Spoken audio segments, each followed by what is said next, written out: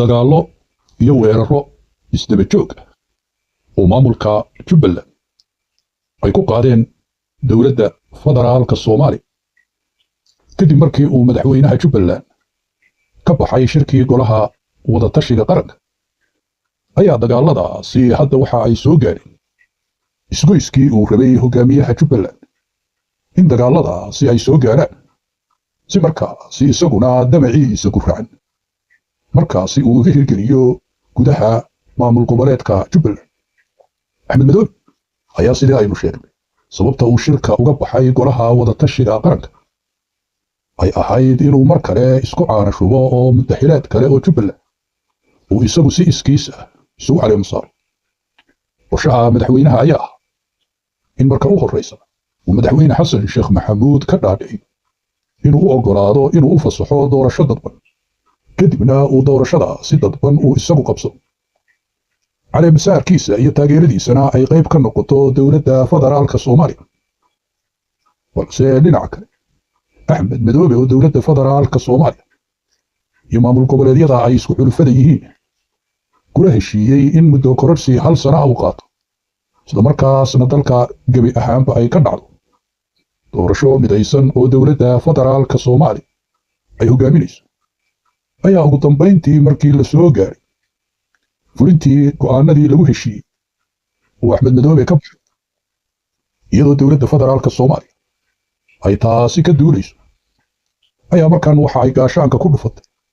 oo ay ka biyo diiday Axmed Madoobe oo codsaday in loo fasaxo in doorasho dadban uu qabsado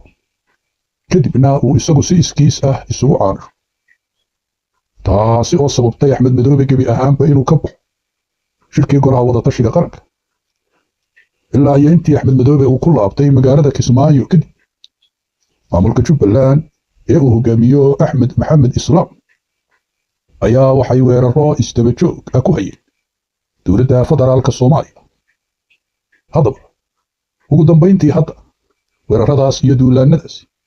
waxay soo gaareen isgoyskii kala guurka maamulka Jubbaland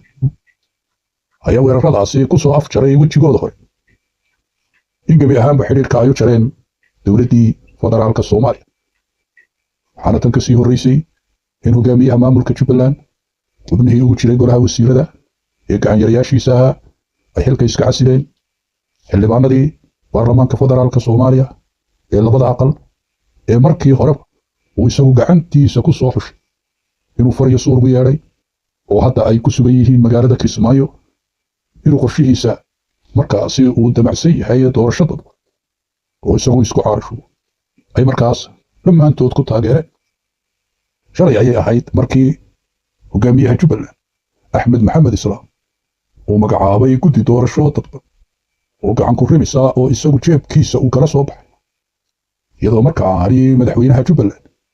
Axmed Maxamed Islaam sida dastuurka Jubbaland uu dhigay aan guddigan kala tashan dhinacyada markaasi ay khusayso in ay ka dhacdo Jubbaland doorasho oo ay ka mid yihiin ururada bulshada iyo siyaasiyiinta mucaaradka ah ee Jubbaland ee iyaguna uu damac kaga jiro in ay xilka Jubbaland qabtaan. balse madaxweyne Axmed Maxamed Islaam ayaa isagu aan damacsanayn in xilkaasi marnaba isaga lagu soo celiyo. Axmed waxa uu caleema saaran yahay boqorka Jubbaland sida ku xusanba amase wax ka beddelka dastuurka hadda uu ku sameeyey ku qoran oo ah in madaxweynaha hadda xilka haya ee Jubbaland uu mar kasta isu soo sharaxi karo taasi oo iyadana la mid ah sida ay qaar hogaamiyayaasha geeska Afrika ee kaligitariska ay sameeyaan. haddaba Axmed Maxamed Islaam ayaa hadda waxaa isaga uu qaaday dhammaan tallaabooyinkii loo baahnaa inuu sameeyo si uu doorashadiisa dadban u qabsado. dhinaca kale dowladda federaalka Soomaaliya oo iyada uu dagaalkani uu gundaheeda ka dhashay oo run ahaantii aanay iyagu dooranin dagaalkan ayaa hadda waxa ay ku mashquulsan yihiin qaabkii iyo noocii ay uga hortegi lahaayeen weerarada iyo duulaanka kaga yimid dhinacaas iyo maamulkii Jubbaland ee ay isku xulufada ahaayeen. dowladda oo iyada lafteedu markii horeba jihooyin qariska tuur ah iskaga furtay dagaal ayaa hadda xaalku ku adag yahay sababtoo ah dowladda hadda waxaa hor yaalla doorashooyin kala duwan. dabcan dagaalkan dowladdu waa ku qasban tahay inay fooda isku daraan hogaamiyaha Jubbaland Axmed Maxamed Islaam gudaha maamul goboleedka Jubbaland. sida aan la socono maamul goboleedka Jubbaland gaar ahaan deegaanada uu ka tariyo maamulka Jubbaland iyo gobolka Gedo waxaa halkaasi ku sugan mas'uuliyiin, saraakiil ciidan iyo taageerayaashii dowladda federaalka Soomaaliya iyo maamul goboleedka Jubbaland oo isku dhex milmay labadii sano ee markaas uu xilka hayay madaxweyne Xasan Sheekh iyo ra'iisul wasaare Xamse Cabdi Barre iyo Axmed Madoobe laftiisa oo waqtigaasi ka mid ah ka hor inta aanu shirka bixin mulkiilayaasha filla Soomaaliya. hadda waxaa la soo gaaray waqtigii ay dhinacyadaasi kala xadhig furteen kadib waqtigii ay kala guuri lahaayeen. marba haddii maamulka Jubbaland ay ku dhawaaqeen hadda inay xiriirka u jareen dowladda federaalka Soomaaliya,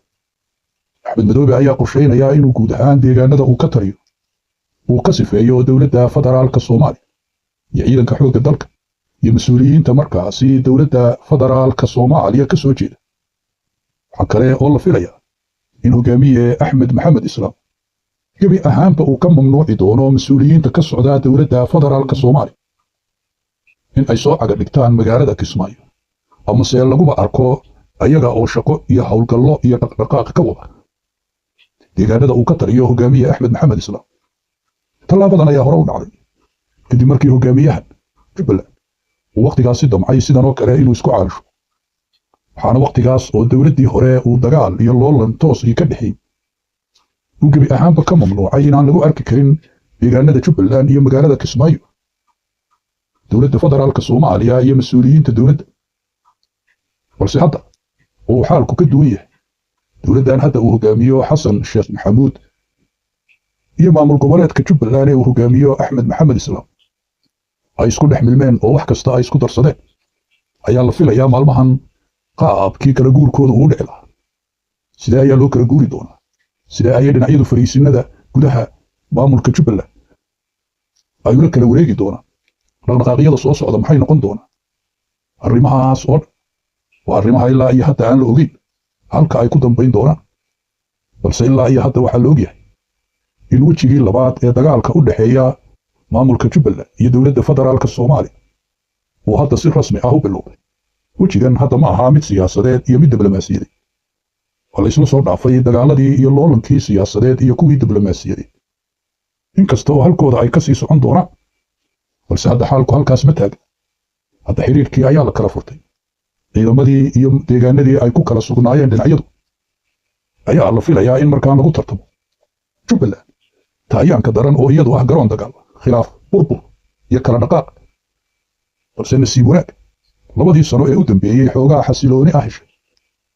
kadib markii ay isfahmeen dowladda federaalka Soomaaliya iyo maamul goboleedka Jubbaland ayaa hadda halkeedii ku laaban doonta. Axmed Madoobe ayaa isku caanashubi doona Kismaayo isagoo markaasi isku magacaabi doona madaxweynaha Jubbaland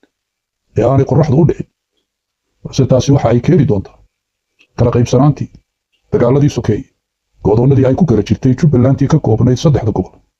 inay halkeedii ka sii socdaan. waxaa xusid mudan in tallaabadan gurracan ee qar iska tuurka ee uu qaaday hogaamiyaha Jubbaland Axmed Maxamed Islaam ay fursad siin doonto kooxihii argagixisada ah oo iyagaba xaalku uu ku adkaa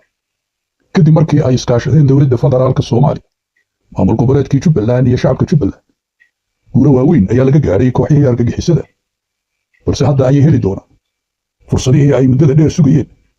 oo ah in ay arkaan dhinacyadii iyaga dagaalka kula jiray oo markaan uu loolan xooggan ka dhexeeyo. waxaa mar kale soo laaban doona xiisadihii, khilaafkii iyo colaadihii ka jiray gobolka Gedo oo markaan dhinacyada dowladaha markaasi dariska la ah dalka iyo dowladda federaalka Soomaaliya iyo maamul goboleedkan hadda isku caanashubay ee uu hogaamiyo Axmed Maxamed Islaam ay ku dulloolami doonaan gudaha maamul goboleedka dulman ee Jubbaland. Jubbaland ayaa Jubbalandtii hore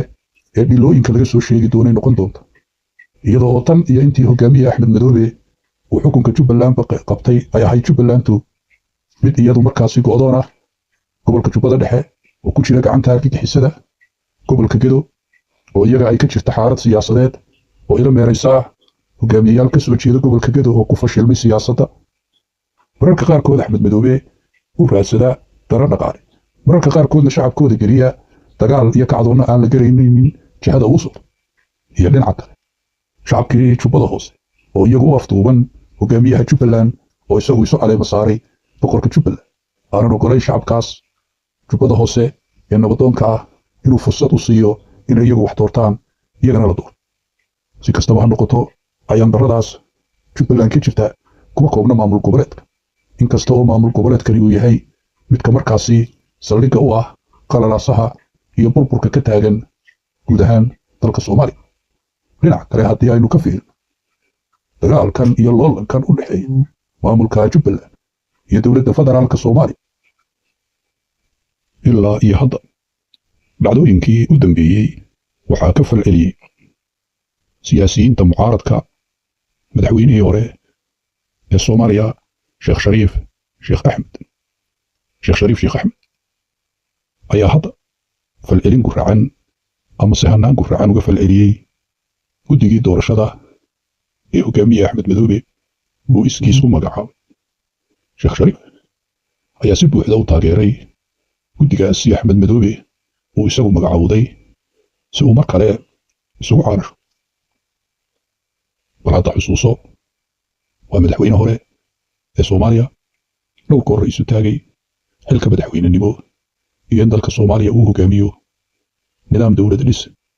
oo ay kaga baxaan burburka iyo qalalaasaha ay ku jiraan waa siyaasi haddana u taagan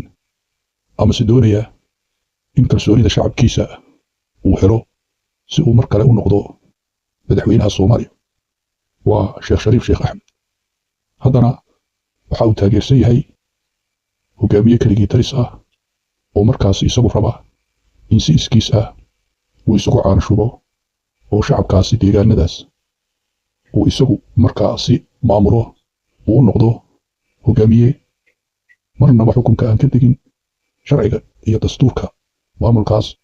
iyo ka dalkaba iska baalmara ayaa wuxuu ku taageersan yahay dhaqannada noocaasa sidee ayuu marka uga iibsami karaa hogaamiye noocaas iyo shacabka soomaaliyeed madaxweyne hore sheekh shariif sheekh axmed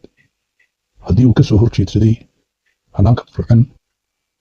iyo fashilka dowladda federaalka soomaaliya ee hadda xilka haysa taasi macnaheedu ma aha inuu sharci darre kale ama hogaamiye kale oo keligii talis ah oo shacabkiisa afduubtay uu taageero tan waxay la mid noqonaysaa qorshihii ama hanaankii ama tilmaamihii hore aan uga bixinay danlayda siyaasadeed ee dalku u afduubay oo iyaga damacooda keliya uu yahay inay xukun iyo kursi iyo dana dhaqaale helaan balse aan danaynaynin rabitaanka shacabkooda iyo kalsoonida shacabkooda inay kasbadaan madaxweyne sheekh shariif sheekh axmed ayaa markan isagana u muuqda in aanay wax rajo iyo ka soo jeedin ama se aanay shacabka soomaaliyeed ku tashan karin maadaama isaga oo aan xilba haynin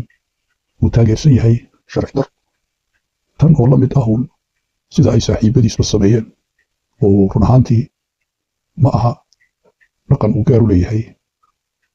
madaxweynihii hore soomaaliya sheekh shariif sheekh axmed dhaqankan oo kale waxaa lagu arkay oo haddana filla soomaaliya jooga oo xukunka dalka haya madaxweynaha xilka haya xasan sheekh maxamuud iyo sheekh shariif sheekh axmed shalay ayay sidan oo kale taageereen sharci darradii xukunkii keligii talisnimo axmed madoobe guddigii uu jeebka kala soo baxay ee uu sidan oo kale magacaabay kadibna u fududeeyey inuu mar kale isku caarasho natiijadaas ayaa waxay dhashay dowladda hadda xilka haysa iyo madaxweyne xasan sheekh maxamuud iyo ra'iisul wasaare xamse cabdi barre iyo hogaamiyihii sida sharci darrada ahaa loo taageeray guddigii doorasho dadban ee markaasi gacan ku rimiska ahaa ee isagu uu magacowday mar kale ku soo noqday madaxweynaha jubbaland waa mar kale oo haddana filimkii dib looga jilayo kismaayo axmed madoobe waa soo bandhigay shalay oo bilowgii filimka daaha ayuu ka rogay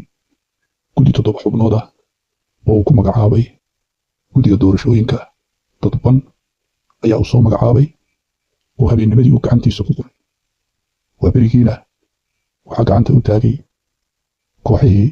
ama xildhibaanadii u dhaga nuglaa ee uu ku magacaabay xildhibaanada maamul goboleedka jubbaland waxaa u dhexeeyey dhowr saacadood markii warqadda wiiftada uu soo saaray Axmed Madoobe iyo markii maamulka Jubbaland ay baahiyeen in baarlamaanka Jubbaland ay cod buuxa ku taageereen ama ku aqbaleen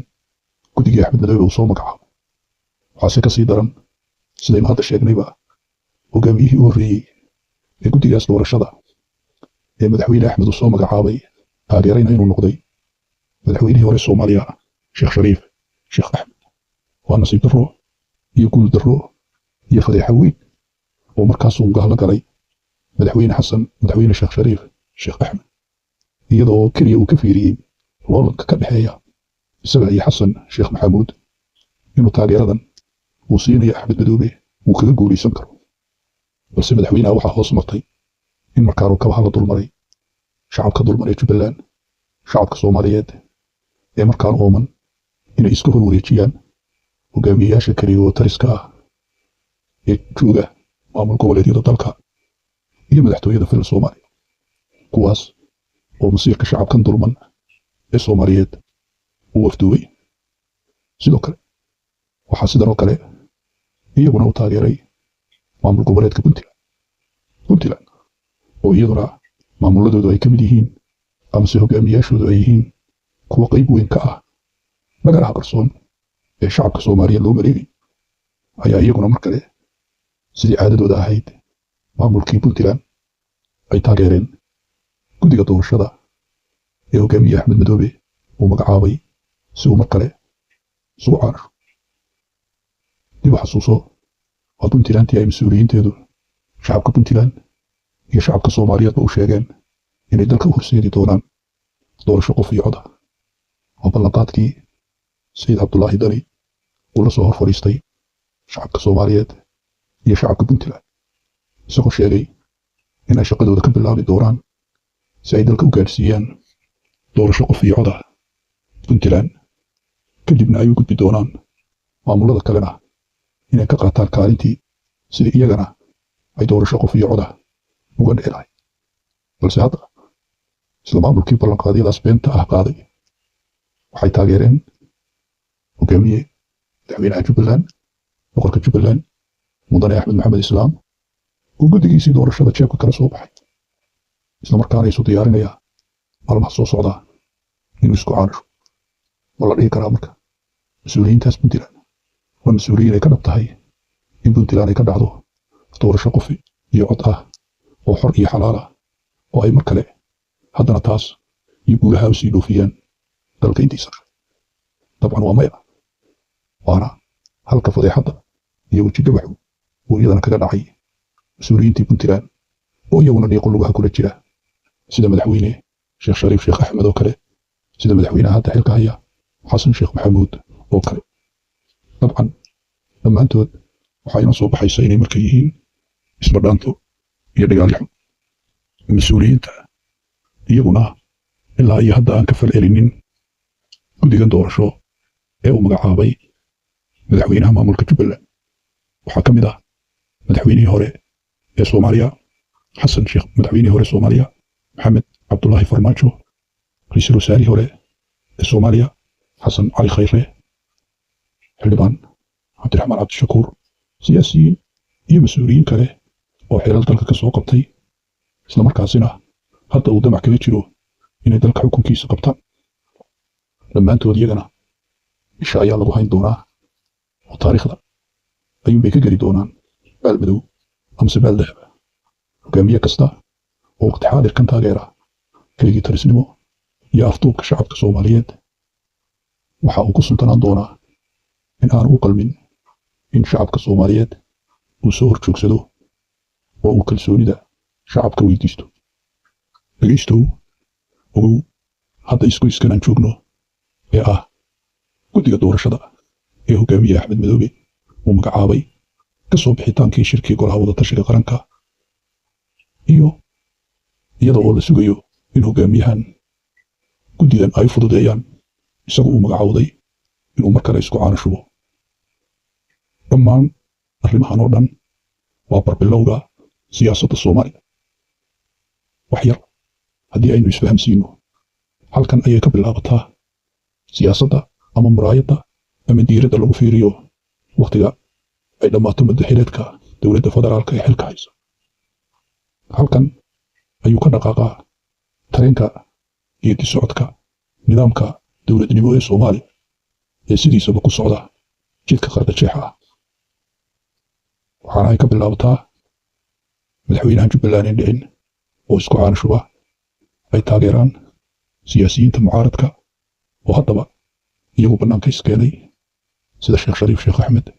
maamul goboleedkii Puntland, siyaasiyiin iyo madax kale oo iyaguna dhexda ku soo jira. halkaas ayay ka bilaabanaysaa ciyaartu.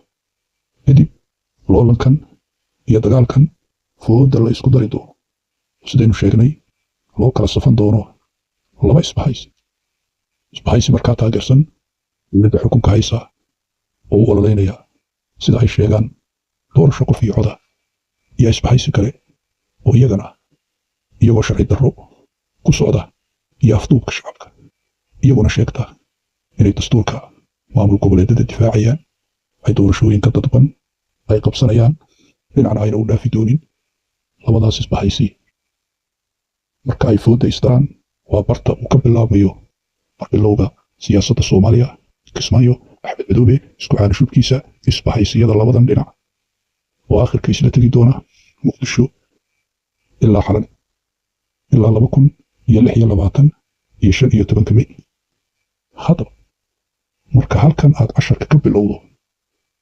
waxaad ogaanaysaa haddiiba waqtigu uu ku gaarsiiyo 2026 15 May waxa dhici doona. waxa ay kaga soo baxayaan Kismaayo guddiga doorashada ee madaxweyne Axmed Maxamed Islaam uu magacaabay, taageerada ay la soo boodeen Sheekh Shariif Sheekh Axmed, Puntland iyo kooxo kale oo siyaasadda ku fashilan balse u ooman oo keliya inay madaxweyne Xasan Sheekh laftiisa oo hogaamintii dalka ku fashilmay ay xukunka ka riixdaan. horey bay inoo soo martay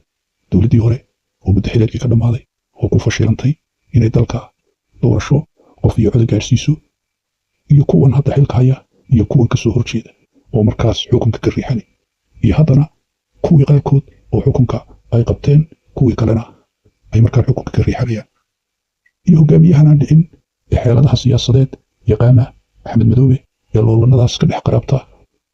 oo isaga tani ay mar walba u saamaxdo inuu iska sii ahaado uun boqorka Jubbaland ee aan dhicin ee afduubtay isaguna shacabka Jubbaland ee dulman. ilaa iyo hadda inta la og yahay khasaaraha ka dhashay iyo natiijada ka soo baxday dagaalka iyo loolanka u dhexeeya maamulka Jubbaland ee uu hogaamiyo Axmed Madoobe iyo dowladda federaalka Soomaaliya. khasaaraha halkaas ka dhashay iyo natiijada ka soo baxday waxa ay noqotay in labadii dhinac ee saaxiibka ahaa ugu dambayn ay kala xarig furteen oo hadda ay noqdeen amase ay dhex martay colaad iyo cadaawad sababi karta in labada dhinac ay gacmaha isula tagaan. wararka u dambeeyey ee ka soo baxaya magaalada Kismaayo ayaa sheegaya in xaalad kacsanaan ah ay ka jirto magaalada Kismaayo iyo dhammaan goobaha uu ka taliyo maamulka Jubbaland. waxaana dhaqdhaqaaqyo kala duwan ka wada gudaha deegaanada amase maamulka Jubbaland ciidamada xoogga dalka Soomaaliya ee ka amar qaata dowladda federaalka Soomaaliya iyo taageerayaashooda iyo mucaaradka maamulka Jubbaland ee isbedel doonka ah oo isku dhinaca iyo dhinaca kale maamulka Jubbaland iyo ciidanka markaasi Axmed Madoobe ee ka taliya deegaanadaas Jubbada Hoose. dhaqdhaqaaqyadan ayaa dhinac waliba markan uu isku dayaya mar haddii xaaladdu ay gaadhay gacan ka hadal inuu dhinac waliba ay samaystaan amase gacanta ay ku dhigaan fariisimo muhiim ah oo ay dhinaca kale kula loolami karaan. dowladda federaalka Soomaaliya ayaa markan doonaysa si ay cadaadis u saarto maamulka Axmed Madoobe isla markaana u horjoogsato ugu yaraan in doorashadiisa dadban uu si nabad ah u qabsado, inay markaan dhaqdhaqaaq militari iyo mid siyaasadeedba ay ka bilaabi doonaan gudaha Jubbaland oo haddaba si xawli ah u socda. waxaana wararka qaar ay sheegaya in wafdi uu hogaaminayo ra'iisul wasaaraha Xamse Cabdi Barre laftiisu uu ku wajahan yahay deegaanadaas uu ka soo jeedo si markaan uga qayb qaato ama si xukuumadda dan qaran ay uga qayb qaadato sidii ay saameyn ugu yeeli lahaayeen deegaanada Jubbaland. Isla dhinaca kale maamulka Axmed Madoobe ayaa isaguna marsii horreysayba ciidanka ka amar qaata heegan geliye iyadoo sidaynu hore u sheegnay culaysyo adag iyo amar la duldhigay mucaaradka isbedel doonka ah ee Jubbaland taageerayaasha dowladda federaalka Soomaaliya ee ku sugan deegaanada uu ka taliyo maamulka Jubbaland iyo dhaqdhaqaaqa ciidanka xoogga dalka Soomaaliya. dhaqdhaqaaqyadan iska soo horjeeda loolankan military ee isagana la filayo inuu ka bilowdo gudaha Jubbaland dagaalka iyo loolanka siyaasadeed ee horeyba loogu riiqday ee sababay in dhinacyadii shalay saaxiibka ahaa ay kala xarig furtaan ay hadda cadow isku yihiin ayaa iyana intaa waxa sii dheer inay fursad u noqotay xoogagga argagixisada oo iyagana deegaanadaasi Jubbaland saameyn weyn ku leh. tallaabada tan xigta ee ay qaadi doonaan maamulka Jubbaland ee uu hogaamiyo Axmed Maxamed Islaam oo horeyba ay u isticmaaleen dhammaan kaararkoodii dagaalka